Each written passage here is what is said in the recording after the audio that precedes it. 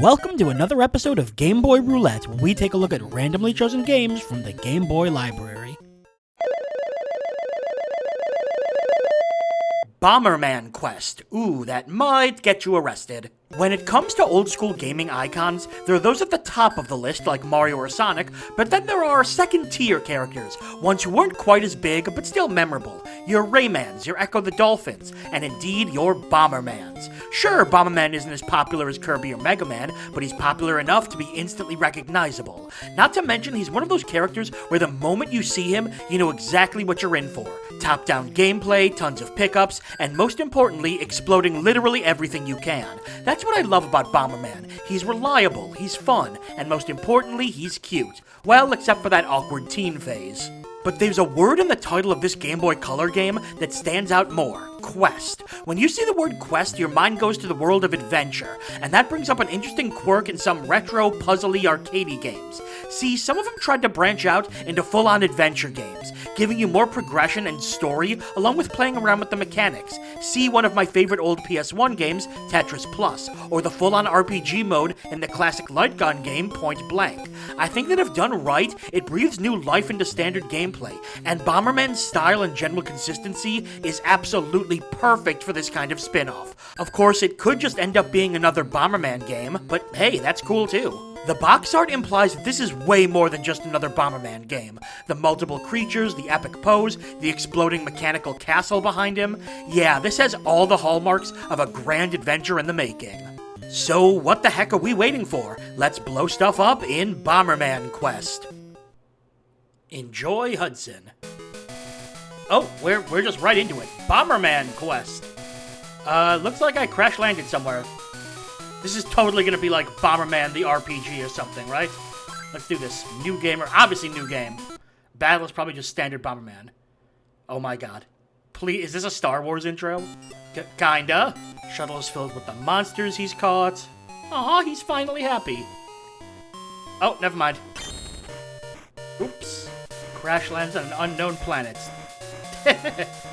Yep. I need to recapture all the escaped monsters. Oh, is this gonna be like Bomberman Pokemon?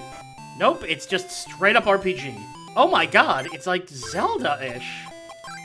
Field zone. Oh, this is the list of monsters. There's items. Oh, hang on. A should obviously go into bombs. Kaboom. All those monsters broke free with... Oh my god, Bomberman can talk? Hi, Kirby. Oh, no. This monster's a save function. Alright, let's do this. Yeah, it really is just what I thought it was going to be. Bomberman the Adventure. Has Bomberman ever spoken before? Genius play. Oh, wait, it's not dead. Oh, that at the bottom was the, at the bottom under my power was the enemy's power. Did I get that power up? Oh, you're in so much trouble. Oh, no, I didn't count on him walking away.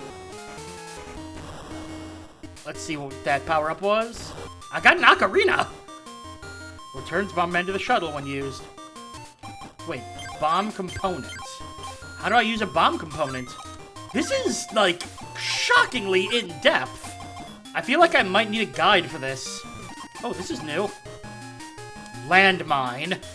Now, how do I use these? Can I use this now?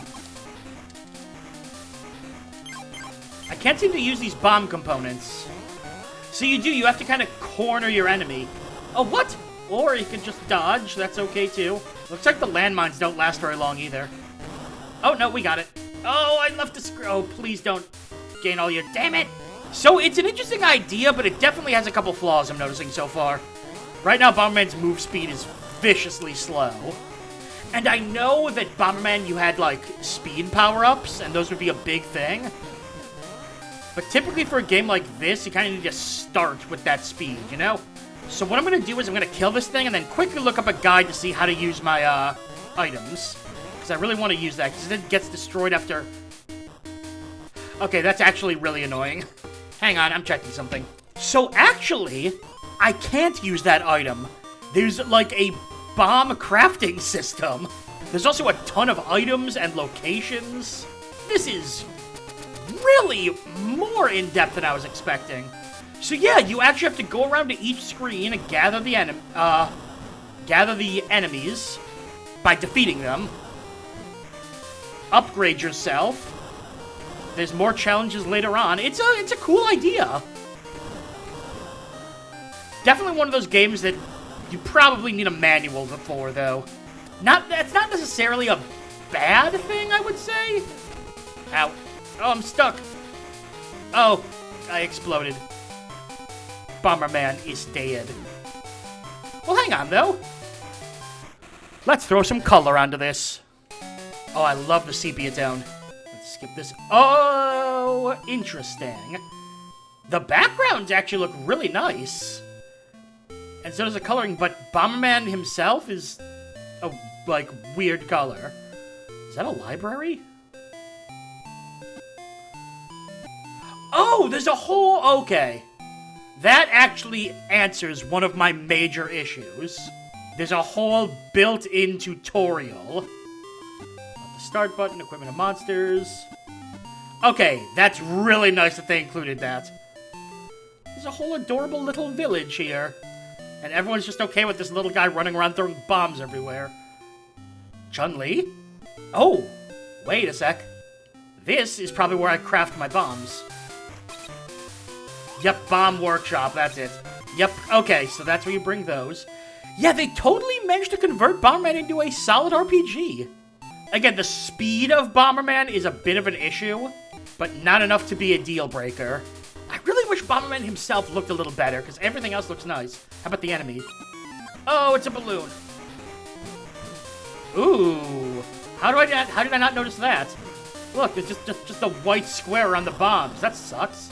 Still, though, the gameplay is interesting and unique enough that I think I'd get into this game.